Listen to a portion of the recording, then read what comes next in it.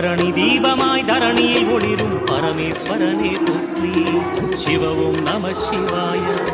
ஹர ஹர என்றால் வரமழை பொழியும் ஆதிலிங்கனே போற்றி. ஹர ஓம் நம சிவாய.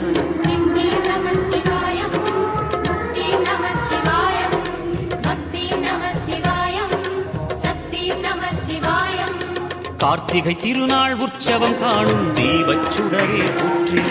சிவ ஓம் நம சிவாய. தீர்த்தம் யாவிலும் நீராடிடுவாய் அருணாச்சலனே போற்றி. ஹர ஓம் நம சிவாய.